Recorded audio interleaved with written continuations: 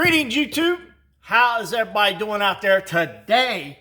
It's beautiful Sunday, about 3 in the afternoon.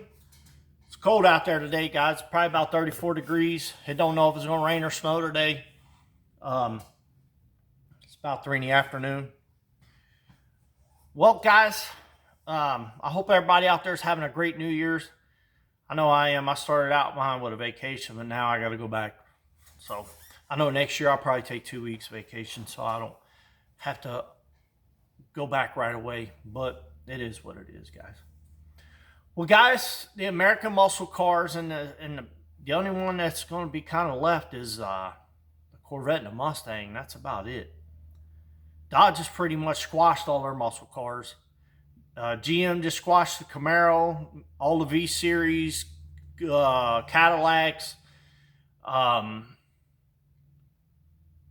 Dodge has squashed all except for you can still get a Durango Hellcat. I think you can still get a Durango Hellcat.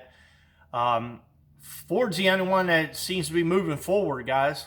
They came out with that Dark Horse, and I'm kind of excited where Ford's going with their Mustangs and stuff, guys. But reason why GM's cars didn't sell too good, guys, they never promoted them.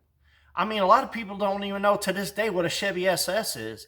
And it's an Australian car. It's basically a four-door Corvette. But they never promoted that car. That's why it didn't sell well. And they were expensive as heck, man. That's like $45,000, $50,000 for this car. And, but, you know, it is what it is. If you liked it, I liked it, but I wasn't going to spend, I don't spend $40,000, $50,000 on cars, guys. I shop around. The most I pay for a car that I really, really wanted, man, was probably about 30 grand. Because I like my cars $15,000, $20,000. I can pay them off in a year or two, and then I can move on to the next one. But Dodge is really going to shoot themselves in the foot. I think the only thing Dodge has is the Hornet, which ain't an American car, and the Durango. I think that's it. And then, but I don't know if the Durango's in the Ram line or, I don't know, guys. They confuse me with that stuff. But it's still Dodge. Well, it ain't Dodge anymore, it's Stellantis. So, they'll still have their trucks and they'll still have their Jeeps. But as far as the Hellcat lines and SRT lines go, guys, I don't know if Jeep still offers SRT stuff or not. I don't know. I'm not really a big Chrysler guy, guys, but I wouldn't mind having a Hellcat or SRT 392 Shaker hood or whatever. I wouldn't mind having one, but I'm just not going to pay the price or ask for them. And that, believe it or not, guys, we were at a Chrysler dealer about a week ago, and he probably had 15 Hellcats there, and they were all, you know, about 60, 65,000. He had about 15 of them there, and but the muscle car industry, guys, is just dying more and more. That's why a lot of people are going out there and finding old cars and building them and rebuilding them. And when they stop making parts for them, guys, I believe the muscle car will be gone. Because right now people can still buy parts to rebuild a lot of engines and stuff. And God, as far as GM goes, guys, there's got to be millions of small block Chevys out there and LS engines out there, and there's got to be millions of them out there. So we'll be fine for a little while. But Ford don't have a lot of engines out there anymore like they used to, and Dodge definitely, they quit making the Hellcat secondary engine where you could just buy the engine and all. They just shut it all down. It's all gone. So I know they're trying to push these electric cars, which is not going to go anywhere, guys. I'm telling you, they're not going to go anywhere. We need a balance, you know. We need a balance. If people want to get an electric car, that's fine. But as far as the maintenance and stuff goes on, they're more expensive than a gas-powered car. And like I said before in my previous videos, where you going to get the batteries 10, 15 years down the road? And then Tesla, you got to buy a subscription to the computer system in the car, unless you know somebody can hack it. So you'll never own the car. And that's pretty much where they want to get us out of our cars, guys. That's pretty much where they want to take us in. But I'm going to still continue to to buy muscle cars, guys, whenever I can get my hands on one, whenever I can get one reasonable. I'm on the internet all the time, just seeing what the market is doing all the time. And I got my eye on a few cars, but I don't have anywhere to put them right now, guys, until I get my shop edition done over there. And hopefully this spring I can get it going. The main thing I need is a slab. I need a concrete slab. And right now it's mud out there, and getting a Bobcat or something back here, guys, it'd just be a disaster.